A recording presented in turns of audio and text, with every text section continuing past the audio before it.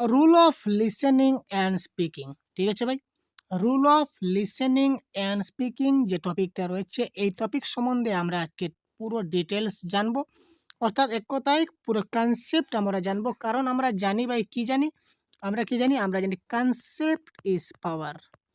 যদি আপনারা প্রত্যেকটা বিষয়ের যদি কনসেপ্ট খুব ভালো করে বুঝে নিতে পারেন, তাহলে এমসিকিউ আপনার 100% কনফার্ম করতে পারবেন। এবং আমাদের টার্গেট হচ্ছে যে আপনি যাতে বাংলা ভাষায় 30-এর মধ্যে 30 পেতে পারেন, এই টার্গেট বা এই প্রত্যাশা নিয়ে আমি আপনাদের সঙ্গে রয়েছি। প্রতিদিন আপনারা নিত্য নতুন ক্লাস আমাদের সঙ্গে দেখতে পাচ্ছেন এবং প্রতিনিয়ত আমরা একটি করে নতুন নতুন কিছুটা ইউনিক আইডিয়া আপনাদের দেওয়ার চেষ্টা করছি এবং প্রত্যেকটা টপিক খুব ভালো করে আপনাদেরকে বুঝিয়ে দেওয়ার চেষ্টা আমরা করছি। তো আজকে আমরা ডিসকাস করব rule of listening and speaking. ক্লাসটা খুব অতি ইম্পর্টেন্ট হতে চলেছে। তো প্রথমে আমরা কনসেপ্ট ডিসকাস করব, তার পিছনে শেষে আপনারা পাবেন কিছু এমসিকিউ থাকছে আপনাদের জন্য। ঠিক আছে, কয়েকটি রিলেটেড এমসিকিউ থাকবে। তো এমসিকিউগুলো আপনারা আমার সঙ্গে সঙ্গে সলভ করবেন, আমরা সলভ করতে যাব না। এমসিকিউগুলো আপনারা সলভ করবেন। তো দেখে নেওয়া যাক, প্রথমে আমরা কনসেপ্টটা ভালো করে বুঝে নেওয়ার চেষ্টা করি যে রুল অফ লিসেনিং এবং স্পিকিংটা কী। তো দেখুন, rule of listening and speaking. প্রথমে দেখুন শ্রবণ। শ্রবণ মানে কি? লিসেনিং। তো শ্রবণটা কি? আগে আমাদের ওই জিনিসটাকে বুঝতে হবে যে শ্রবণ কি। মনোযোগ সহকারে কোনো কিছু শোনাকে শ্রবণ বলা হয়। Very good. আমরা মনোযোগ সহকারে যখন আমরা দেখুন অনেক কিছু আমরা কিন্তু শুনি। যেমন আমি রাস্তা দিকে যাচ্ছি, অনেকজন অনেক কথা বলছে। সব কথা কিন্তু আমার কানে আসছে না। যে কথাগুলো আমার কানে আসছে এবং যে জিনিসগুলো আমি খুব মনোযোগ সহকারে শুনছি, ওই জিনিসগুলাই হচ্ছে, অর্থাৎ মনোযোগ সহকারে যে জিনিসটা আমি শুনবো, এটাই হচ্ছে আমার পক্ষে শ্রবণ। শ্রবণ দক্ষতা কেবল অন্য মানুষের কথা শুনতে সাহায্য করে না, শ্রবণ মানুষকে পরিষ্কার কথা বলতেও সাহায্য করে। কিরকম পয়েন্ট দিয়েছে দেখুন, শ্রবণ দক্ষতা কেবলমাত্র যে অন্য মানুষের কথা শুনতে সাহায্য করে তা নয়। অর্থাৎ শ্রবণের মাধ্যমে আমরা শুধু যে অন্যের কথা শুনবো এরকম কোনো কথা নয়। আমরা শ্রবণের মাধ্যমে আমরা ভালোভাবে পরিষ্কারভাবে কথা বলতেও পারি। কিভাবে? আমরা যদি একটা ভালো করে আমরা যদি কোনো কিছু শুনি, তাহলে কি শুনলাম সেটা আমরা বলতে পারবো। যদি আমরা নাই বা শুনি, তাহলে আমরা বলতে পারবো না। সুতরাং শ্রবণ যদি ভালো করে আমরা শুনি, তাহলে ভালো করে আমরা কথা বলতেও পারি। এই ক্ষেত্রে একটা কথা বলা হয় যে ভালো বক্তা হতে গেলে প্রথমে ভালো শ্রোতা হতে হবে। যেকোনো ভাষায় শ্রবণের ক্ষেত্রে মনোযোগ ব্যাপারটি খুবই প্রয়োজনীয়। আমি এখানে পয়েন্ট টু পয়েন্ট ডিসকাস করব, যাতে করে আপনাদের মিস না হয় কোনো একটা পয়েন্ট। যেকোনো ভাষায়, শুধুমাত্র একটি, এখানে কোনো ভাষা পার্টিকুলার কোনো ভাষা নেই। যেকোনো ভাষায় শ্রবণের ক্ষেত্রে মনোযোগ ব্যাপারটি খুব প্রয়োজনীয়। আপনি যদি মনোযোগ দিয়ে যদি জিনিসটাকে শ্রবণ করেন, তখন আপনি জিনিসটা বুঝতে পারবেন, কি বলেছে সেটা আপনি অনুমান করতে পারবেন। আর যদি উইদাউট মনোযোগ, মনোযোগ ছাড়া যদি আপনি কোনো জিনিস শুনেন, শ্রবণ করেন, সেটাকে আপনাকে শ্রবণ বলা হবে না। তার কোনো ভূমিকা থাকছে না শ্রবণের ব্যাপারে। সুতরাং যেকোনো ভাষায় শ্রবণের ক্ষেত্রে আপনাকে মনোযোগ দিতে হবে। নেক্সট পয়েন্ট কি বলেছি দেখুন, যেসব শিক্ষার্থী শ্রেণীকক্ষে ভালোভাবে মনোযোগ দিতে পারে, তারা ভালো শ্রোতা হতে পারে। তো ভালো শ্রোতা কারা? প্রশ্ন আপনাদের আসে, বা একটা আপনার প্রশ্ন আসে না আপনাদের মাথায়, যে শ্রোতা তো আমরা সবাই, কিন্তু ভালো শ্রোতা কে?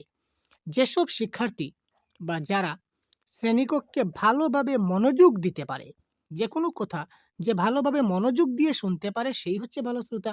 তো আমরা যেহেতু টেট পরীক্ষার প্রিপারেশন করছি, তাহলে আমাদের রিলেট থাকবে ক্লাসরুম, শ্রেণীকক্ষ, শিক্ষার্থী, এইসব নিয়ে আমাদের ডিসকাস করতে হবে।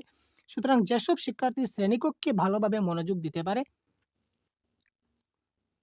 তারাই ভালো শ্রোতা হতে পারে। ঠিক আছে, নেক্সট পয়েন্ট দেখি। এবার দেখুন, শ্রবণ কার্যকে দুটি ভাগে ভাগ করা যায়। শ্রবণ যেটা কার্য, এটাকে আমরা দুটা ভাগে ভাগ করতে পারি। নাম্বার 1 হচ্ছে কি একপাক্ষিক শ্রবণ, আর নাম্বার 2 হচ্ছে কি দ্বিপাক্ষিক শ্রবণ। তো একপাক্ষিক শ্রবণ মানে কি? বক্তা, বার্তা এবং শ্রোতা। বক্তা কি বলবেন? একপাক্ষিক শ্রবণ মানে বক্তায় বক্তৃতা দিচ্ছেন, এই বার্তাটা ডাইরেক্ট সরাসরি শ্রোতার কাছে পৌঁছেছে। কিন্তু শ্রোতা এখানে কিন্তু কোনো যে উল্টা রিঅ্যাকশন কিছু করবে, সেটা কোনো কথা নয়। যেমন এক্সাম্পল স্বরূপ আমরা ধরে নিই রেডিও। আমি ধরে নিই রেডিও। রেডিও চলছে, ঠিক আছে? রেডিও চলছে।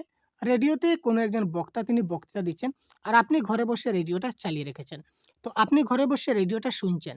তো রেডিও বক্তা যা বলছেন সেটাই আপনি শুনছেন। আপনি কিন্তু এই ব্যাপারে কোনো কিছু রেডিওর সঙ্গে কিন্তু আপনি কি বলবো কমিউনিকেশন করতে পারছেন না। আপনি কথাবার্তার মধ্যে ইন্টারেকশন করতে পারছেন না। আর দ্বিপাক্ষিক শ্রবণ কি? বক্তা, বার্তা, শ্রোতা। আবার শ্রোতা, বার্তা, বক্তা। অর্থাৎ বক্তায় যেটা কথা বলবে সেই বার্তাটা শ্রোতার কানে পৌঁছবে। আবার শ্রোতাও যখন সেটাকে রিঅ্যাকশন করবে, মানে এটা না আপনি যে বললেন সেটা তো এরকম না, সেটা ওরকম হবে। তো এই কথাটা উল্টা গিয়ে বক্তার কাছেও গিয়ে পৌঁছলো। অর্থাৎ যেমন আপনি আপনার সঙ্গে সামনাসামনি বসে বসে কথা বলছি। যেমন ধরুন না, লাইভ এক্সাম্পল আমরা দেখি নি, লাইভ এক্সাম্পল। বর্তমানে আপনি আমার ভিডিও দেখছেন। ভিডিও দেখার সঙ্গে, সঙ্গে আপনার মনে হলো যে আপনি আমাকে একটা প্রশ্ন করবেন। কিন্তু আপনি আমাকে এবার প্রশ্ন করতে পারছেন না ডাইরেক্ট। কারণ আমি আপনাকে সরাসরি পাচ্ছি না। যেহেতু আপনি কমেন্ট বক্সে কমেন্ট করুন, আপনাদের যদি আমি বলে থাকি যে কমেন্ট বক্সে কমেন্ট করুন, তো আমি আপনাদের আনসার দিয়ে দেব। তো আপনারা কমেন্ট বক্সে কমেন্ট করবেন, আমি পরে আনসার দেব কমেন্টের মাধ্যমে। কিন্তু সরাসরি আপনি কিন্তু এখন প্রশ্ন করার সঙ্গে, সঙ্গে আমি কিন্তু এখনই আপনাকে আপনার মুখের উপরে আমি কিন্তু উত্তরটা দিতে পারব না। দ্যাট ইস কল্ড একপাক্ষিক শ্রবণ। কিন্তু আপনি যদি আমার সামনে থাকতেন এবং আমি যদি আপনার অফলাইন ক্লাস নিতাম, কোনো একটা ক্লাসরুমে বসে অফলাইন ক্লাসরুমে বসে আমি এই ক্লাসটা নিতাম। তখন আপনি সামনাসামনি রয়েছি। তো সামনাসামনি রয়েছি, তো একটি প্রশ্ন আমি আপনাকে বুঝাবার চেষ্টা করছি। জিনিসটা আপনি হয়তো বুঝে গেছেন বা হয়তো জিনিসটা আপনি বুঝতে পারেননি। তো না বুঝলে আপনি তাড়াতাড়ি বলবেন যে, "স্যার এই জিনিসটা তো কি আপনি এভাবে বললেন, আমি ঠিক বুঝতে পারিনি।" তখন সঙ্গে, সঙ্গে আমি আপনাকে এই প্রশ্নের আনসারটা দিলাম। অর্থাৎ আপনি যে কথাটা বললেন সেটা কিন্তু আমার কানে এসে পৌঁছালো এবং আমি আপনাকে সেটা সে উত্তর হিসাবে আমি আপনাকে রিপিট দিলাম। ঠিক আছে? কিন্তু এবার আপনি হয়তো অনেক প্রশ্ন করছেন আমাকে ভিডিও দেখতে, দেখতে বা অনেক কিছু ভাবছেন আমাকে নিয়ে। কিন্তু কি ভাবছেন, আমাকে নিয়ে কি বলছেন আমি কিন্তু কোনো কিছু বুঝতে পারছি না। অর্থাৎ আমার কান পর্যন্ত সেটা মানে পৌঁছাচ্ছে না। দ্যাট ইস কল্ড একপাক্ষিক আর দ্বিপাক্ষিক। আশা করি বুঝতে পারলেন। নেক্সট। দেখুন একপাক্ষিক শ্রবণের কিছু উদাহরণ খুব সুন্দরভাবে দেওয়া আছে কি? একপাক্ষিক শ্রবণের কিছু উদাহরণগুলো আমরা একবার দেখে নেব এক ঝলক। শ্রেণীকক্ষে শিক্ষকের বক্তৃতা। শ্রেণীকক্ষে যখন শিক্ষক বক্তৃতা প্রদান করেন, লেকচার মেথডে যখন তিনি ক্লাস করেন লেকচার মেথডে, তখন লেকচার মেথডে কি হয়? শিক্ষক মানে শুধু বলতেই যান, বক্তৃতা দিতে থাকেন। শিক্ষকরা শুধু ছাত্ররা শুধু শুনতে থাকে। দ্যাট ইস কল্ড একপাক্ষিক। পরীক্ষার সময়সূচি শ্রবণ। তোমরা ক্লাসরুমের যে পরীক্ষা আসছে, পরীক্ষার সময়সূচি সেটা তোমরা শুনে নাও। এখানে ছাত্রদের কোনো কিছু করার থাকে না। শিক্ষক বললেন, ছাত্ররা সেটা নোট ডাউন করে নিল। যে আজকে তোমাদের বাংলা পরীক্ষা, কালকে তোমাদের ইংলিশ পরীক্ষা, সেখানে কোনো কিছু বলার থাকে না। বা রেডিও, দূরদর্শন থেকে আগত শব্দ, আমি যে কথাটা বলেছিলাম, রেডিও বা দূরদর্শন থেকে আগত শব্দ। বা টেলিফোন দপ্তরের রেকর্ড করা বক্তব্য। অনেক সময় কম্পিউটার টেলিফোন দপ্তর থেকে আমাদের কাছে অনেক রেকর্ডিং ফোন আসে যে आपका मोबाइल का रिचार्ज खत्म हो गया है, जल्द से जल्द आप रिचार्ज कीजिए। ওটা কিন্তু তারা বলবে আপনাকে কম্পিউটারের মাধ্যমে। কিন্তু আপনি যদি সঙ্গে বলেন যে আমার কাছে এখন পয়সা নেই, আমি রিচার্জ করতে পারবো না। আপনার কথাটা কিন্তু তারা শুনবে না। তারা বলে দেবে। দ্যাট ইস কল্ড একপাক্ষিক শ্রবণ। ঠিক আছে? আরো হতে পারে যেমন কোনো পাবলিক অ্যানাউন্সমেন্ট। মাইকে কোনো একটা পাবলিক অ্যানাউন্সমেন্ট করে যাচ্ছে, আপনি ঘরে বসে শুনছেন। দ্যাট ইস কল্ড একপাক্ষিক শ্রবণ। ঠিক আছে? এবার দেখুন দ্বিপাক্ষিক শ্রবণের উদাহরণ কি? যেখানে ২ পক্ষের যোগাযোগ যেখানে ঘটছে, ২ পক্ষের যোগাযোগ যেখানে ঘটবে সেটাই হবে কি? দ্বিপাক্ষিক শ্রবণ। বক্তা, শ্রোতা উভয়ই ভাবের আদান-প্রদান করেছে। বক্তা, শ্রোতা দুজনে মিলেই কিন্তু ভাবের আদান-প্রদান করছে। কিভাবে? আমি একটু আগে বুঝিয়ে দিলাম। পরিস্থিতির তারতম্যের ভিত্তিতে সেই শ্রবণের গুরুত্বের হেরফের হয়। পরিস্থিতির তারতম্যের উপর ভিত্তি করে সেই শ্রবণটার যেটা গুরুত্ব রয়েছে, গুরুত্বের সেখানে কমই বেশি হবে। শ্রোতাকে বক্তার অভিপ্রায় বুঝে উত্তর দিতে হয়। শ্রোতা যিনি রয়েছেন ওনাকে বক্তার অভিপ্রায় দেখে বা বক্তার মনের ইচ্ছাটা বুঝে উত্তর দিতে হবে। বক্তা কি বলছেন, এই বক্তার কথার ভিত্তিতে শ্রোতাকে উত্তর দিতে হবে। শ্রবণের প্রয়োজনীয়তা বিষয়ক কিছু তথ্য। Next point. শ্রবণের প্রয়োজনীয়তা বিষয়ক কিছু তথ্য। কোনো কিছু জানতে হলে প্রথমে শুনতে হয়। অর্থাৎ শ্রবণ দ্বারাই ঘটে জানার সূচনা। কোনো কিছু জানতে গেলে আমাকে শুনতে হবে। যদি আমি জানতে চাই, যেমন ধরুন আমি ঘরে বসে আছি। আমি এবার ঘরে বসে আছি। আমার রাস্তা দিয়ে, আমার ঘরের পাশে রাস্তা দিয়ে আ একটা মাইকে একটা অ্যানাউন্সমেন্ট, একটা ঘোষণা দিয়ে যাচ্ছে। যদি আমি ঘোষণাটা যদি শুনতে হয় যে কি ঘটনাটা ঘটছে বা কিসের অ্যানাউন্সমেন্ট করছে সেটা আমার যদি জানার ইচ্ছা থাকে, তো ওই জিনিসটা জানতে গেলে আমাকে কি করতে হবে? ওই অ্যানাউন্সমেন্টটা শুনতে হবে। অর্থাৎ শ্রবণের দ্বারাই ঘটে জানার সূচনা। শ্রবণের দ্বারাই কিসের সূচনা ঘটে গেল আমার জানার ঘটনা। জানতে গেলে প্রথমেই আমাকে শুনতে হবে। ভাষা শিক্ষণের প্রথম স্তরে শিক্ষার্থী যাতে অন্যের কথা শুদ্ধ এবং স্পষ্টভাবে শোনার অভ্যাস গড়ে তুলতে পারে সেদিকে নজর দিতে হবে। খুব গুরুত্বপূর্ণ পয়েন্ট, ভাষা শিক্ষণের একদম প্রথম যেটা স্টেজ রয়েছে শ্রবণ, কথন, পঠন, লিখন। এই ৪ টা স্টেজ রয়েছে শ্রবণ, কথন, পঠন, লিখন। লিসেনিং, স্পিকিং, রিডিং এবং রাইটিং। এই ৪ টা স্তরের প্রথম স্তরে শ্রবণকে প্রাধান্য দেওয়া হচ্ছে, প্রথম স্তর। তারপর কথনকে, কথা বলাকে। তো দেখুন, যেহেতু প্রথম স্তরে ভাষা শিক্ষণের শ্রবণকে গুরুত্ব দেওয়া হয়েছে, সেই ক্ষেত্রে অন্যের কথা শুদ্ধ এবং ভালোভাবে স্পষ্টভাবে শোনার অভ্যাস গড়ে তুলতে হবে, সেদিকে নজর দিতে হবে। সে ছোট, ছোট শিশুরা যাতে অন্যের কথাটা খুব শুদ্ধ এবং স্পষ্টভাবে শুনতে পারে, এই ধরনের সেদিকে আমাদের নজর দিতে হবে। এবার আপনি যদি কোনো একটা ভুল কিছু বলেন ছোট ছাত্রদের সামনে, ধরে নিন একটা এক্সাম্পল।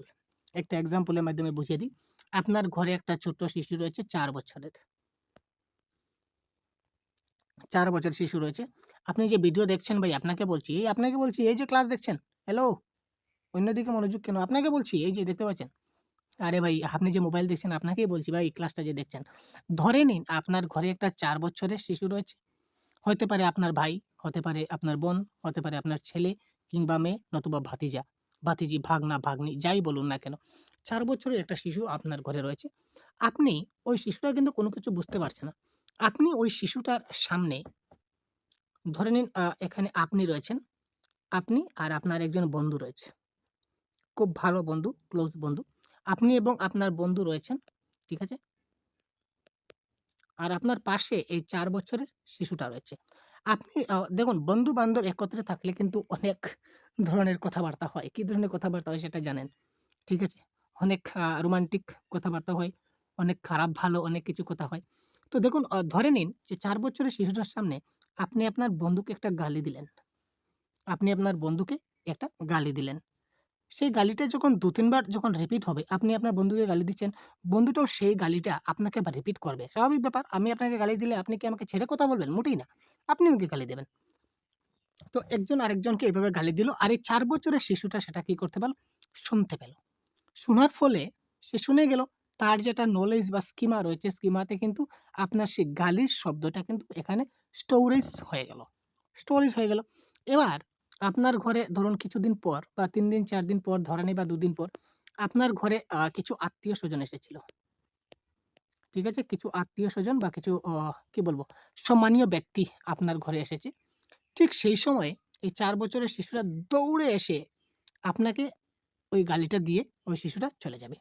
বা আপনার সামনে দাঁড়িয়ে ওই শিশুটা ওই শব্দটা, ওই যে গালির শব্দটা আপনাকে বলে দিয়ে চলে যাবে। কারণ কি? কারণ ওই শিশুটা কিন্তু জানে না যে ওই শব্দটার মানে কি? ওই শব্দটার মানে যে গালি সেটা কিন্তু সে জানে না, বা ওটা যে খারাপ কথা সেটা কিন্তু সে জানে না। যার ফলে সে ওই আত্মীয়স্বজন হোক বা বিশিষ্ট ব্যক্তি হোক বা যেকোনো হোক, সবার সামনে সে কি করবে? এই গালিটা দিয়ে চলে যাবে। যার ফলে কি হবে দেখুন, সেখানে আপনার যেটা সম্মান সেটা কি থাকবে? মোটেই থাকবে না। এবং ওই শিশুটার সামনে আমরা যদি ভালো, ভালো কথা বলি, শুদ্ধভাবে কথা বলি, স্পষ্টভাবে যদি কথা বলি, তখন ওই শিশুটা কি এই শুদ্ধ এবং স্পষ্ট জিনিসটা শুনবে এবং শোনার মাধ্যমে সে কি করবে? তার মধ্যে যেটা আমরা কি বলি, ভাষা অর্জন যেটা বলি, acquire যেটা বলি, সে কিন্তু ওই ভালো জিনিসটা সে acquire করতে পারবে। খারাপ জিনিসটা সে acquire করতে পারবেন না। সুতরাং সাবধান থাকুন। যদি আপনার ঘরে এই ধরনের ছোট শিশু থাকে তো তাদের কাছ থেকে বেঁচে থাকুন। তাদের সামনে কখনোই এই ধরনের খারাপ কিছু মন্তব্য বা যেকোনো বক্তব্য করবেন না তাদের সামনে অন্ততপক্ষে, না হলে কিন্তু আপনার সম্মানের ১২টা বেজে যাবে। ঠিক আছে? আপনি যদি প্রমাণ হয় প্রমাণ করে দেখে নিন ভাই। এবার দেখুন শ্রবণ সংক্রান্ত বিভিন্ন সমস্যা এবং সমাধানের উপায়। শিক্ষার্থীরা পঠন পাঠনের সময় যাতে সচেতন থাকে সেদিকে নজর দেওয়া জরুরি। শিক্ষার্থীরা পঠন পাঠনের সময় যাতে সচেতন থাকে, খুব অ্যাক্টিভ থাকে, সেদিকে কিন্তু আমাদেরকে কি দিতে হবে? নজর দিতে হবে। কারণ শিক্ষার্থীরা সচেতন না হলে শোনায় বাধা সৃষ্টি হতে পারে। পঠন পাঠনের সময় তারা যেন সচেতন থাকে, খুব অ্যাক্টিভ থাকবে, সচেতন। তাদের মনটা যখন সচেতন থাকে, কনসিয়াস মাইন্ড যখন তারা থাকবে, সেদিকে আপনি নজর দিবেন। কারণ শিক্ষার্থীরা যদি সচেতন না হয় তাহলে শোনায় বাধা সৃষ্টি হতে পারে। শিক্ষকের উচ্চারণ যথাযথ এবং স্পষ্ট হওয়া বাঞ্ছনীয়। আমি আগে বলেছিলাম যে তাদের সামনে আপনি যে উচ্চারণ করবেন যে কথা বলবেন সেটা তারাই শুনবে। আপনি যদি স্পষ্টভাবে যদি একটা উচ্চারণ করেন, শিশুরা কিন্তু সেই স্পষ্ট শব্দটা শিখে যাবে এবং বুঝে যাবে, যথাযথ শব্দটা সে শিখতে পারবে। আর আপনি যদি তার সামনে অস্পষ্ট কথাবার্তা বলেন, তাহলে সেটা শিশুর পক্ষে কিন্তু হ্যাম্পার হবে বা ক্ষতিকারক হয়ে দাঁড়াবে। কারণ শিক্ষকের উচ্চারণ স্পষ্ট না হলে শিক্ষার্থীরা তা অনুধাবন করতে পারবে না। ঠিক আছে? নীরব পাঠে, এটা হবে নীরব পাঠ। নীরব পাঠে শিক্ষার্থীদের মনোযোগ আকৃষ্ট হয় না। নীরব পাঠে আপনি নীরব পাঠ করলেন, এই যে শিক্ষক, সে শিক্ষার্থীর মনোযোগ আকৃষ্ট হবে না। কারণ আপনি কি পড়ছেন শিক্ষার্থীরা তো শুনতেই পাচ্ছে না। তাহলে তাদের মনোযোগ কি করে হবে, তাই না? অপরপক্ষে শিক্ষকের পূর্ব প্রস্তুতি না থাকলে সরল এবং সাবলীল পাঠ দেওয়া সম্ভব নয়। শিক্ষক যদি পূর্ব প্রস্তুতি নিয়ে থাকেন, ক্লাসের পূর্বে প্রত্যেকজন শিক্ষকের প্রয়োজন একটা লেসন প্ল্যান তৈরি করার।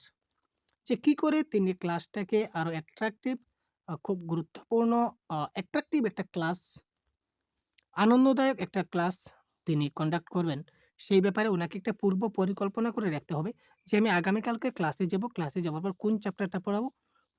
আমি কালকে পড়াবো ৩ টি মাছের কাহিনী। হুম, তো ৩ টি মাছের কাহিনী যদি আমি পড়াতে চাই শিশুদের, তো আমার কি লাগবে? বই তো লাগবে, ঠিক আছে, পাঠ্যপুস্তক। তার বাহিরে আমার তো ৩ টা মাছ বোঝাতে গেলে ৩ টা মাছের প্রয়োজন। আমি ৩ টা মাছ কোথায় পাবো? যদি ৩ টা মাছ, যদি বড়, বড় মাছ কিনতে যাই, আমার তো অনেক টাকার প্রয়োজন আছে। আর আজকে যদি মাছ কিনি, কালকে যদি আমি এই মাছগুলা নিয়ে যদি স্কুলে যাই, তাহলে তো মাছগুলা তো পচে আমার গন্ধ হয়ে যাবে। আমি তো ডাইরেক্ট মাছ দিয়ে বুঝাতে পারব না। তো আমি কি করি? একটা কাজ করি, আমি একটা কাগজে ৩ টা মাছের বড়, বড় ছবি আর্ট করে নেই। দেখুন, আপনি এই ধরনের পূর্ব প্রস্তুতি যদি আপনি নিয়ে যদি আপনি ক্লাসে যান, তখন ক্লাসটা আপনার কি হবে? সরস হবে, সরল হবে এবং সাবলীল পাঠ হবে। শিক্ষার্থীর আনন্দ উপভোগ করবে। টিএলএম এর মাধ্যমে যদি ক্লাস করুন, অর্থাৎ আপনি পূর্ব পরিকল্পনা যদি করেন, করে ক্লাসে যান, অবশ্যই আপনার ক্লাসটা 100% ফ্রুটফুল হবে। আর আপনি হুট করে ক্লাসে গেলেন, চুট করে করলে বললেন যে বই বই বের করো, আজকে এই পাঠটা পড়বো বলে আপনি গড়, গড় করে অনর্গল পড়ে আসলেন। সেটা ক্লাসটা কিন্তু এতটুকু ফ্রুটফুল হয় না। তারপরের পয়েন্ট, শ্রবণ অনুশীলনে বিভিন্ন কৌশলের ব্যবহার। শ্রবণ অনুশীলনে বিভিন্ন কৌশলের ব্যবহার। শিক্ষকের পাঠ শুনে প্রতিলিপি অনুশীলন। শ্রবণ অনুশীলন করতে গেলে বিভিন্নটা কৌশল অবলম্বন করতে হবে। শিক্ষকের পাঠ শুনে একটা প্রতিলিপি অনুশীলন করতে হবে। বিশুদ্ধ উচ্চারণ অনুশীলন করতে হবে। বিশুদ্ধ উচ্চারণের ক্ষেত্রে কিন্তু শ্রবণের গুরুত্বপূর্ণ ভূমিকা রয়েছে, আগে বলেছিলাম। বিতর্ক অনুশীলনের মাধ্যমে শিক্ষার্থীদের শোনার অনুশীলন করা যায়। একটা বিতর্ক প্রতিযোগিতা যদি আপনি করেন একটু হাইয়ার লেভেলে, এত ছোট ক্লাস 1-2 এর বাচ্চারা তো বিতর্ক প্রতিযোগিতা বুঝবে না। তো বিতর্ক মোটামুটি একটা অনুশীলনের মাধ্যমে শিক্ষার্থীদের যেটা শোনার অনুশীলন করা যেতে পারে। বিতর্ক হলে কি, বিতর্ক প্রতিযোগিতা হলে কি হয় যে অপর পক্ষে কি বলল সেটা শুনে কিন্তু আমাকে রিপ্লাই দিতে হবে। এই যে শোনার যেটা প্রবণতা তখন তাদের মধ্যে চলে আসবে যে এগেইনস্ট পার্টি কি বলছে। গল্প, কাহিনী ও আবৃত্তির মাধ্যমে যদি পাঠদান করি, তাহলে শ্রবণ অনুশীলন ভালো হয়। গল্প, কাহিনী বা আবৃত্তির মাধ্যমে যদি আমি পাঠদান করি, তখন শিশুরা কিন্তু খুব ভালো করে সেটা মনোযোগ সহকারে শুনবে। আর মনোযোগ সহকারে শুনবে তার মানেই কি শ্রবণ অনুশীলনটা ভালো হবে।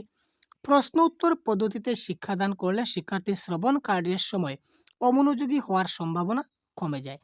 আপনি এবার ক্লাস নিচ্ছেন, ক্লাস নিতে আপনি ধরে নিন একটা চ্যাপ্টার আপনি পড়াচ্ছেন। এতটুকু আপনি চ্যাপ্টার একটা রয়েছে, আপনি চ্যাপ্টারটা সবগুলা পড়ে কমপ্লিট করে আপনি চলে গেলেন। প্রতিদিন আপনি এরকমই করছেন। ঠিক আছে? আপনার একটা স্ট্র্যাটেজি। আপনি ১ নম্বর শিক্ষক। আর ২ নম্বর শিক্ষক কি করছেন দেখুন তো, ২ নম্বর শিক্ষক কি করলেন? আপনি ১ম এ এই ২ টা প্যারাগ্রাফ তিনি পড়লেন। পড়ে ২ টা প্যারাগ্রাফ বুঝিয়ে দিলেন। ২ টা প্যারাগ্রাফ বুঝানোর পর হঠাৎ চট করে একজন ছাত্রকে আপনি দাঁড় করালেন। যে, "এই তুমি দাঁড়াও তো দেখি। বলো তো শিক্ষকের পাঠ শুনে আমাদের কি অনুশীলন করতে হয়?" আপনি কিন্তু তার আগে তাকে বুঝিয়ে দিয়েছেন যে শিক্ষকের পাঠ শুনে প্রতিলিপি অনুসরণ করতে হয়। ঠিক আছে? তো আপনি চট করে প্রশ্ন তাকে ২ নম্বর একটা শিশুকে ২ নম্বর শিক্ষক কি করলেন? তিনি চট করে একজন ছাত্রকে দাঁড় করালেন যে, "তুমি বলো তো শিক্ষকের পাঠ শুনে আমাদের কিসের অনুশীলন করতে হয়? আমি যে এইমাত্র বুঝিয়ে দিয়েছিলাম, বলো না আমি কি বলেছি?" ওই যে আপনি যে তাকে বললেন, এবার বলুন তো ১ নম্বর শিক্ষকের ক্লাসটা 100% সাকসেস হবে না ২ নম্বর শিক্ষকের ক্লাসটা সাকসেস হবে? ১ নম্বর শিক্ষক যে ক্লাস করাচ্ছেন, এই ক্লাসের ছাত্ররা ভালো করে শুনবে? না ২ নম্বর শিক্ষকের ক্লাস করা ছাত্ররা ভালো করে শুনবে? অফকোর্স ২ নম্বর শিক্ষকের যেটা ক্লাস করছেন, এই ক্লাসটা কিন্তু ছাত্ররা মনোযোগ সহকারে শুনবে। কারণ ছাত্রদের মনে একটা প্রবণতা বৃদ্ধি পাবে যে, আহারে! স্যার এবার মহেশকে প্রশ্ন জিজ্ঞাসা করেছিলেন, কখন আবার আমাকে জিজ্ঞাসা না করে বসেন। তাই আমাকে খুব ভালো করে শুনতে হবে। স্যার যে কথাগুলা বলছেন, কি বলছেন সেটা খুব ভালো করে বুঝতে হবে। না হলে তো হঠাৎ কোন সময় আমাকে প্রশ্ন করবেন তখন আমি উত্তর দিতে পারব না। এই প্রবণতা তার মধ্যে তখন চলে আসবে। তাই বলেছে যে প্রশ্ন উত্তর পদ্ধতিতে যদি পাঠদান করি তাহলে শ্রবণ কার্যের সময় অমনোযোগী হওয়ার সম্ভাবনা কমে যায়। শিক্ষকের বাচন ভঙ্গি, শিক্ষকের কথা বলার একটা ভঙ্গিমা রয়েছে এবং শিক্ষা সহায়ক উপকরণ অর্থাৎ টিএলএম যদি আকর্ষণীয় হয় তাহলে শিক্ষার্থীরা মনোযোগ হয়। কথা বলারও কিন্তু বিভিন্ন স্টাইল আছে। কোনো সময় আপনি উচ্চ স্বরে কথা বলবেন, কোনো সময় নিচু স্বরে কথা বলবেন, কোনো সময় উচ্চ নয়, নিচু নয় এরকম স্বরে কথা বলবেন। শিক্ষার্থীদের কথা বলার যেটা ভঙ্গি, এই ভঙ্গিটা যদি আপনার ঠিকঠাক থাকে এবং যদি আপনি আকর্ষণীয় টিএলএম ব্যবহার করতে পারেন, তখন এই শিক্ষার্থীরা কি ক্লাসে মনোযোগী হবে। আর ক্লাসে মনোযোগী হবে মানে আপনার কথাটা খুব ভালো করে শুনবে। আর ভালো করে শুনবেই মানে কি হবে? তার শ্রবণ হবে। দ্যাট ইজ কল্ড শ্রবণ অনুশীলনে বিভিন্ন কৌশল ব্যবহারের কয়েকটি পদ্ধতি। শিক্ষকের বলিষ্ঠ ব্যক্তিত্বের মাধ্যমে শ্রেণীকক্ষ শ্রোতার মতো বা আদর্শ শ্রবণযোগ্য পরিবেশ তৈরি করা জরুরি। শিক্ষকের যেটা ব্যক্তিত্ব রয়েছে, শিক্ষকের ব্যক্তিত্বের দ্বারাই শিক্ষকের যেটা পার্সোনালিটি, ছাত্ররা যদি ক্লাসে গন্ডগোল করে শিক্ষকের কথা শুনে না, তাহলে দুর্বলতা ছাত্রদের নয়, দুর্বলতা শিক্ষকের। কারণ শিক্ষক ক্লাসটাকে ফ্রুটফুল করতে পারছে না। ছাত্ররা সেখানে মানে মজা পাচ্ছে না। যার কারণে ছাত্ররা ক্লাসটা শুনতে বাধ্য নয়। তাই ছাত্ররা কি করছে? হাল্লা চিৎকার করছে। তো শিক্ষকের বলিষ্ঠ ব্যক্তিত্বের মাধ্যমে শিক্ষকের পার্সোনালিটি যদি খুব ভালো হয়, তাহলে ছাত্ররা কিন্তু অবশ্যই ক্লাসটা খুব ভালো করে শুনবে। আদর্শ শ্রবণ অনুশীলনের জন্য শিক্ষক মহাশয়ের কিছু কাজ সম্পন্ন করতে হবে। যেমন বিষয়ের পাঠদান করবেন, বোর্ডের কাজ করবেন, বিষয় যেটা রয়েছে এই বিষয়ে তো পাঠদান করছেন। তারপর বোর্ডের ব্ল্যাকবোর্ডে কিছু কাজ করতে পারেন। শিক্ষা সহায়ক উপকরণ ব্যবহার করতে পারেন মানে টিএলএম। প্রশ্ন উত্তর ধর্মী শিক্ষাদান পদ্ধতি শিক্ষককে এমনভাবে করতে হবে যেন পড়াশোনায় স্বতঃস্ফূর্ততা ব্যাহত না হয়। অর্থাৎ ক্লাসটা যাতে স্বতঃস্ফূর্ত হয়। ঠিক আছে? এবার আমরা দেখে নেই কথা বলার দক্ষতা। এতক্ষণ আমরা বললাম যে শ্রবণের দক্ষতা, রুল অফ লিসেনিং। এবার আমরা জানবো রুল অফ স্পিকিং, কথা বলার দক্ষতাটা কি। কথা বলার দক্ষতা অর্জনের জন্য কিছু বিষয়ে নজর রাখা প্রয়োজন। কথা বলার দক্ষতা অর্জনের জন্য নিচের কিছু বিষয় নজর রাখা প্রয়োজন। কি কি দেখি? প্রথমে শব্দ নির্বাচন, শব্দ আমাদের কিছু জানতে হবে। শব্দ যদি না জানি তাহলে কথা বলতে পারবো না। শব্দ ছাড়া কি কথা বলতে পারবেন? মোটেই না। ধ্বনির উচ্চারণ, ধ্বনির যথাযথ ও সুস্পষ্ট উচ্চারণ। কোন শব্দের কোন ধ্বনি, সেই ধ্বনির সুস্পষ্ট উচ্চারণ, যথাযথ এবং সুস্পষ্ট উচ্চারণ। এবার যদি আমি বলি হলম, হলম বললে হবে না, বলতে হবে কি? কলম। ছায়, ছায়, ছায় বললে হবে না, বলতে হবে কি? চায়। চিনি, চিনি বলতে হবে। এখানে চিনি, চিনি বললে হবে না, আমাকে চিনি বলতে হবে। এই যে এটা হচ্ছে ধ্বনিগত সুস্পষ্ট উচ্চারণ, সেটাকে আমাকে জানতে হবে। যথাযথ বাক্য গঠন, বাক্য গঠনগুলো আমাকে কি করতে হবে? খুব ভালো করে জানতে হবে। প্রয়োজনীয় যুক্তি, তর্ক এবং দৃষ্টান্ত উপস্থাপন করতে হবে। বক্তব্য বিষয়ের প্রাসঙ্গিকতা এবং উপযোগিতা। সাজিয়ে কথা বলার যোগ্যতা অর্জন, যেকোনো কথাটাকে আমি সাজিয়ে বলার মতো যোগ্যতা আমার থাকতে হবে। যথাযথ স্বরক্ষেপণ আমার মধ্যে থাকতে হবে। ভালো কথাবার্তা শেখানোর কিছু কৌশল। কথাবার্তা শেখানোর একটা কৌশল আছে। তো ভালো কথাবার্তা আমরা শিশুদেরকে শিখাই।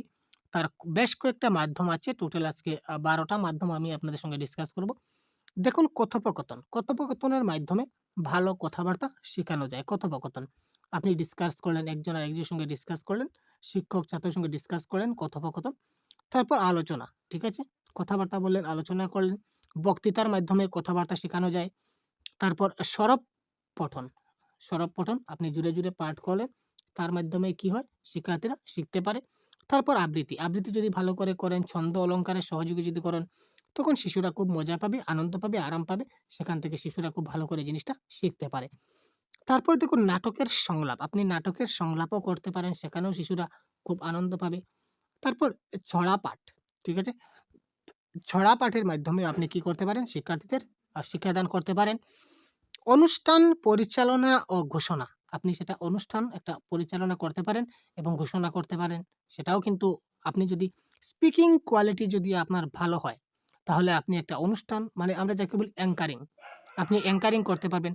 যদি কথা বলা যদি দক্ষ না হয় তাহলে আপনি অ্যাঙ্কারিংও করতে পারবেন না। তারপরে দেখুন গল্প পরিবেশন। একটা গল্প ভালো যদি কথাবার্তা বলা যদি জানেন, তাহলে আপনি গল্প একটা পরিবেশন করতে পারবেন। সাধু এবং চলিত রীতির ব্যবহার। সাধু এবং চলিত ভাষা মিক্সড করলে কিন্তু কথাটা কখনো 100% সাকসেস হয় না। আপনাকে সাধু চলিত রীতির ব্যবহারটা আপনাকে জানতে হবে।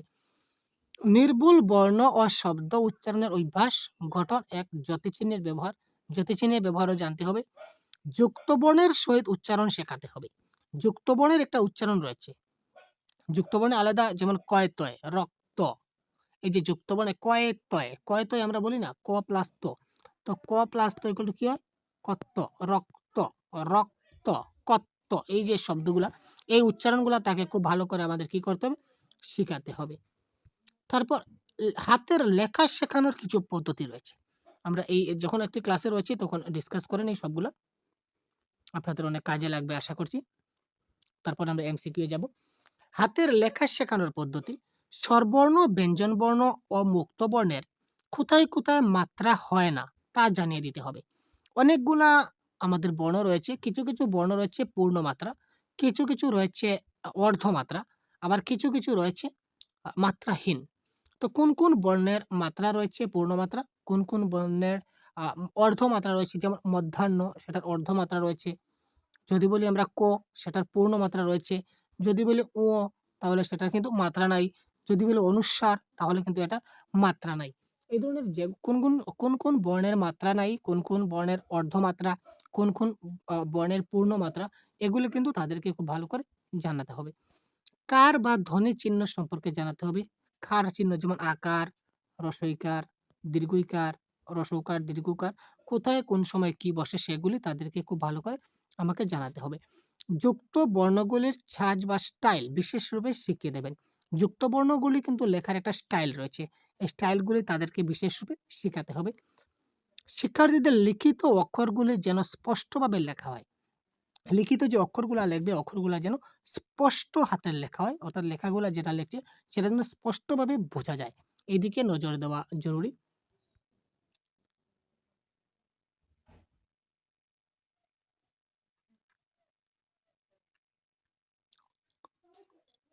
দাঁড়িয়ে কোনো অক্ষর লেখার প্রবণতা শিক্ষার্থীদের ত্যাগ করতে হবে। শিক্ষার্থীদের লেখায় যেন সরলতা বজায় থাকে সেদিকে লক্ষ্য রাখতে হবে। লেখার সময় অক্ষরগুলি যেন ছোট বড় না হয়ে যায় এবং সমতা বজায় থাকে সেদিকে লক্ষ্য রাখবেন। অতি গুরুত্বপূর্ণ ইম্পর্টেন্ট পয়েন্ট, যে পয়েন্ট থেকে প্রশ্ন আসে। লেখার সময় অক্ষরগুলা কি হবে না, যেন ছোট বড় না হয় সেদিকে লক্ষ্য রাখতে হবে। লেখার সময় অক্ষরগুলা যেন সবগুলা সমান থাকে, লেখার মধ্যে সমতা বজায় থাকে সেদিকে আমাদেরকে কি করতে হবে? লক্ষ্য রাখতে হবে। লেখার সবগুলো অক্ষর যেন ছোট বড় না হয়, সবগুলা যেন সমান হয় এবং সমান দূরত্বে হয়। যেমন লেখার থেকে সময়ের দূরত্ব যতটুকু, সময়ের থেকে অক্ষরের দূরত্ব ঠিক ততটুকু। ঠিক আছে? এই জিনিসগুলা তাদেরকে খুব ভালো করে বুঝিয়ে দিতে হবে। শিক্ষার্থীরা লেখার সময় যেন সঠিকভাবে ব্যবধান রক্ষা করে সেদিকে লক্ষ্য রাখতে হবে।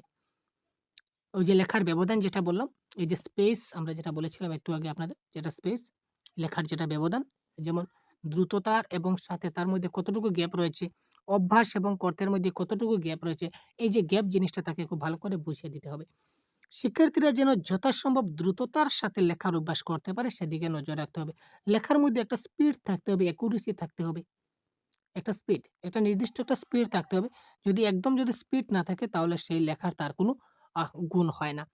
লেখার সময় যাতে জ্যোতিচিহ্নগুলি যাতে ঠিক ঠিক জায়গায় বসে সেদিকে নজর দিতে হবে।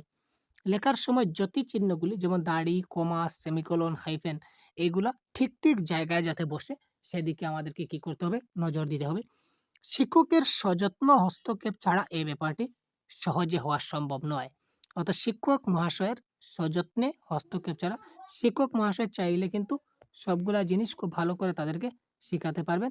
আর শিক্ষক মহাশয় ছাড়া কিন্তু সেই জিনিসগুলা তাদেরকে কেউ শিখাতে পারবে না। ঠিক আছে? তো এবার চলুন আমরা কয়েকটি এমসিকিউ দেখে নেই। এই যে টপিক নিয়ে আজকে ডিসকাস করলাম, তো এই টপিক থেকে আজকে বেশ কয়েকটি এমসিকিউ আপনাদের জন্য আমরা প্রোভাইড করেছি। কয়েকটি এমসিকিউ রয়েছে, জাস্ট আপনারা কতটুকু বুঝলেন আপনারা নিজেদের অ্যানালাইসিস মতো এই এমসিকিউগুলো আপনারা আনসার করবেন। তো এই প্রত্যেকটি এমসিকিউ আমরা আপনাদের দেখিয়ে যাচ্ছি এবং প্রত্যেকটা এমসিকিউর কারেক্ট আনসার কী হয় সেটা আপনারা কমেন্ট বক্সে অবশ্যই খুব তাড়াতাড়ি আমাদের সঙ্গে সঙ্গে আপনারা কমেন্ট করে যান। তার ফলে আপনারা নিজেরাই বুঝতে পারবেন যে আপনাদের কতটি প্রশ্নের আনসার কারেক্ট হলো।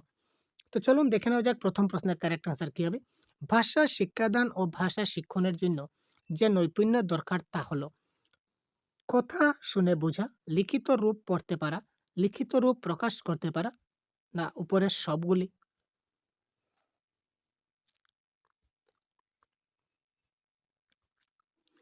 ভাষা শিক্ষাদান ও ভাষা শিক্ষণের জন্য যে নৈপুণ্য দরকার রয়েছে তা হলো ভাষা শিক্ষাদান ও ভাষা শিক্ষণের জন্য যে নৈপুণ্য দরকার তা হলো তা কি?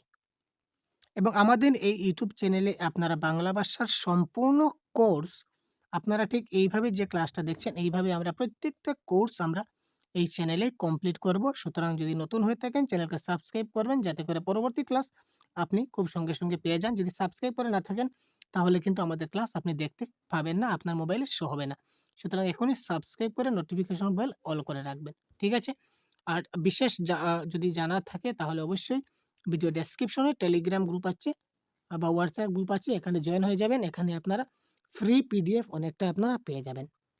তো দেখুন এই প্রশ্নের কারেক্ট আনসার কী হবে? কোয়েশ্চেন নাম্বার 1 আপনারা খুব তাড়াতাড়ি কমেন্ট করুন ভাই। কী হলো ভাই? কমেন্ট করছেন না কেন ভাই? আরে ভাই বহুত বড় ভাই। ভাষা শিক্ষাদান ও ভাষা শিক্ষণের জন্য যে নৈপুণ্য দরকার সেটা কথা শুনে বুঝতে হবে, লিখিত রূপকে পড়তে হবে, লিখিত রূপ প্রকাশ করে ভাষা শিক্ষাদান এবং ভাষা শিক্ষণের জন্য এই তিনটাই কিন্তু প্রয়োজন, একটি ছাড়া কিন্তু আরেকটি সম্ভব নয়। নেক্সট, ভাষা দক্ষতার 4টি স্তর কি? আমরা ক্লাসের মধ্যে কিন্তু বলেছি ভাষা দক্ষতার 4টি স্তর। প্রত্যেকটা প্রশ্নই আমরা ডিসকাস করব আজকের এই ক্লাসের ভিত্তিতে। যতটা ক্লাস আমরা কমপ্লিট করেছি, আজ এই মুহূর্তে যতটুকু পড়েছি তার ভিত্তিতে কিন্তু আজকের এমসিকিউগুলি। ভাষা দক্ষতার 4টি স্তর হলো শোনা, বলা, পড়া ও লেখা। শোনা, বলা, লেখা, আবৃত্তি করা। লেখা, দেখা, শোনা, বলা, লেখা কোনোটাই নয়। তো কোয়েশ্চন নাম্বার 2 এর কারেক্ট আনসার কি হবে?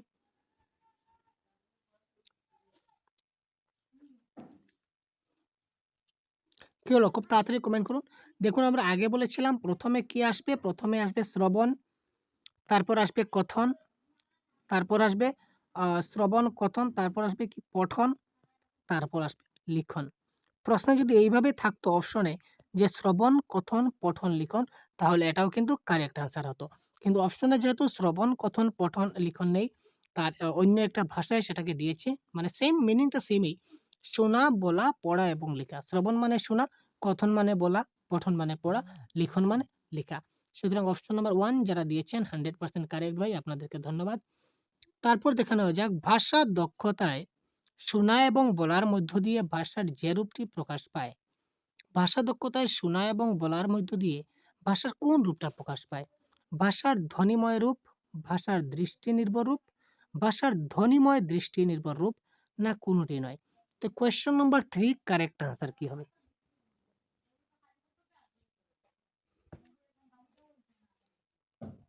কোয়েশ্চন নাম্বার 3 কি হবে বলুন তো? কারেক্ট আনসার কি হবে? ভাষা দক্ষতা শোনা এবং বলা। ভাষা দক্ষতায় আমি শুনবো এবং বলবো। শুনবো এবং বলতে গেলে আমার ভাষার যেটা ধ্বনি, ধ্বনিগত রূপটা প্রকাশ পাবে। অর্থাৎ কোন ধ্বনিতে সেটা বলা হয়েছে, ধ্বনিটা যদি আমি বুঝতে পারি তাহলে এই ধ্বনিতে আমি বলতে পারবো এবং ওই ধ্বনিটার মিনিং ওটাও আমি বুঝতে পারবো। সুতরাং ভাষার ধ্বনিময় রূপ এই ক্ষেত্রে কারেক্ট আনসার। কোনো কিছু জানতে হলে কি করতে হবে? এইমাত্র আমরা কনসেপ্টের ক্লাসে ডিসকাস করেছি ভাই। প্রথমে পড়তে হয়, লিখতে হয়, প্রথমে শুনতে হয়, জানতে ও পড়তে হয়। কোনো কিছু জানতে হলে কি করতে হবে? বহুত বড়িয়া কোয়েশ্চন এমসিকিউ ভাই। ফাটাফাটি কোয়েশ্চন দিয়েছে। কোনো কিছু জানতে হলে কি করতে হবে? Question number 4 correct answer. খুব তাড়াতাড়ি কমেন্ট করুন তো ভাই। কোনো কিছু জানতে হলে প্রথমে কি করতে হবে? প্রথমে শুনতে হবে।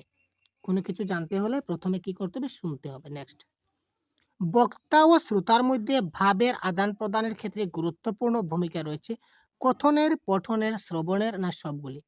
বক্তা এবং শ্রোতা এই দুজনের মধ্যে যদি ভাবের আদান-প্রদান হয়, তো এই ভাবের আদান-প্রদানের ক্ষেত্রে গুরুত্বপূর্ণ ভূমিকা কার রয়েছে? কথনের, পঠনের, শ্রবণের, না সবগুলি?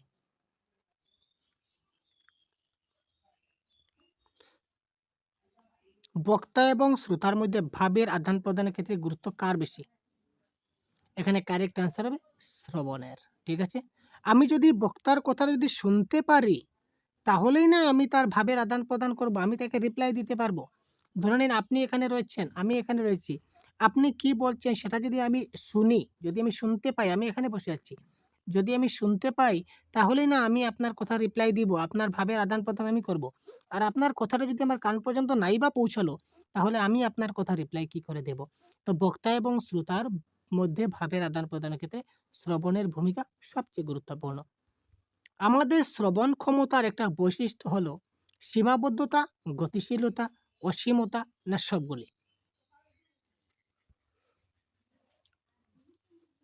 শ্রবণ ক্ষমতার বৈশিষ্ট্য হচ্ছে সীমাবদ্ধতা। যখন কোনো শ্রোতাকে কোনো কিছু শুনতে বাধ্য করা হয়, যখন কোনো শ্রোতাকে কিছু শুনতে বাধ্য করা হয়, সেটা কি সকর্ণের শ্রবণ, স্বতঃস্ফূর্ত শ্রবণ, বাধ্যতামূলক শ্রবণ, বর্ণনা মারফত শ্রবণ? ধরেন আপনি একটা জিনিস শুনতে চাচ্ছেন না, আপনি একটা জিনিস শুনতে চাচ্ছেন না, কিন্তু আপনাকে জবরদস্তি না আপনাকে ওই জিনিসটা শুনতে হবে, আপনাকে শোনার জন্য সেটা বাধ্য করেছে কেউ। ঠিক আছে? এরকম হয়েছে। আপনি একটা কথা শুনে যান ভাই, "না, না আমি এখন শুনবো না, আমার এখন সময় নেই।" আরে ভাই শুনে যান, আপনাকে শুনতেই হবে। এই যে আপনাকে ওই যে কথাটা শোনাচ্ছে, ওটা কি ধরনের শ্রবণ? আপনি কি ধরনের শ্রবণ করছেন? সকর্ণের শ্রবণ, স্বতঃস্ফূর্ত শ্রবণ, বাধ্যতামূলক শ্রবণ, না বর্ণনা মারফত শ্রবণ? কোয়েশ্চেন নাম্বার 7 কারেক্ট আনসার ক, খ, গ, ঘ। কমেন্ট বক্সে তাড়াতাড়ি কমেন্ট বক্সে আনসার পিন করুন ভাই। তাড়াতাড়ি কি হবে কারেক্ট আনসার? দেখি না ভাই কতজনের কারেক্ট আনসার শুদ্ধ আসছে। কি হলো ভাই? আপনারা কারেক্ট আনসার দিতে পারছেন না, তার মধ্যে আপনাদের দুর্বলতা রয়েছে। আপনারা কেন নিজেদের দুর্বলতা প্রকাশ করেন? আপনি বলুন না যে, "স্যার আমি 30 এর মধ্যে 30 পাবো।" নিজেদের মধ্যে কনফিডেন্স লেভেলটা হাই রাখুন না কেন? আমি আপনার জন্য রয়েছি প্রত্যেকটা ক্লাস নিয়ে, প্রত্যেকটা কনসেপ্ট এইভাবে বুঝিয়ে দেব এবং আমরা মক টেস্ট চালু করব কিছুদিনের মাধ্যমে। আপনারা মক টেস্ট পাবেন আমাদের ইউটিউব চ্যানেলে। মক টেস্ট হচ্ছে, মক টেস্টে জয়েন হয়ে যেতে পারেন আপনারা। মক টেস্ট দিলে আপনারা নিজেরা নিজে বুঝতে পারবেন কত পেলেন, কত না। ঠিক আছে? কনফিডেন্স লেভেল হাই করুন। তো দুর্বল মনে কি হবে? তাড়াতাড়ি কমেন্ট করুন তো। বহুত বঢ়িয়া, বহুত বঢ়িয়া, বহুত বঢ়িয়া। যখন কোনো শ্রোতাকে কোনো কিছু শুনতে বাধ্য করা হয় তখন সেটা কি হয়? বাধ্যতামূলক শ্রবণ। কার্যকরী শ্রবণের একটি শর্ত হলো, তো কার্যকরী শ্রবণের একটি শর্ত কি? মনোযোগ, প্রেষণা, বুদ্ধি, না সবগুলি? Question number 8। কার্যকরী শ্রবণ মানে খুব ভালো করে যদি আমরা শ্রবণ করি তাহলে কি করে শ্রবণ করতে হবে? মনোযোগ দিয়ে শ্রবণ করতে হবে। মনোযোগ দিয়ে যেটা শ্রবণ করব সেটা আমাদের কার্যকরী হবে। শ্রবণের ক্ষেত্রে পুনরাবৃত্তি কথাটির অর্থ কি? একবার শোনা, বারবার শোনা, ৩ বার শোনা কোনটাই নয়। শ্রবণের ক্ষেত্রে পুনরাবৃত্তি, পুনরাবৃত্তি কথাটির অর্থ কি? শ্রবণের ক্ষেত্রে এটা কারেক্ট আনসার হচ্ছে বারবার শোনা। শ্রবণের ক্ষেত্রে পুনরাবৃত্তি কথাটির অর্থ হচ্ছে কি? বারবার শোনা। নেক্সট, শ্রবণ, কথন, পঠন, লিখন এই ৪ প্রকার দক্ষতার মধ্যে কথনকে রাখা হয়েছে প্রথম স্থানে, দ্বিতীয় স্থানে, তৃতীয় স্থানে, না চতুর্থ স্থানে? আরে ভাই বঢ়িয়া কোয়েশ্চন ভাই। কি বলছেন ভাই? কোয়েশ্চনটা বঢ়িয়া, ফাটাফাটি কোয়েশ্চন ভাই।